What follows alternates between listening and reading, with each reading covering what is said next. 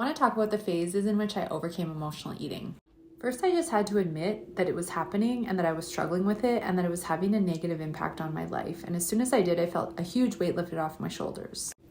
Next, I started to realize I didn't know what was triggering me and that if I wanted to catch my triggers and not go to food, I'd have to start writing down and understanding what my triggers were. I started to pay more attention to the foods that would make me lose control: refined sugar, MSG, aspartame, gluten, fast food.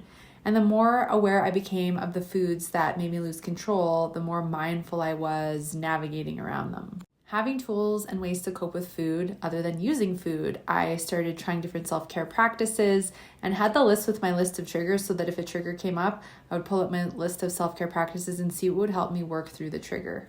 Building self-love and realizing that self-sabotage, we're trying to fill a void with food that we're never going to fill with food, and doing that inner emotional work was truly the key.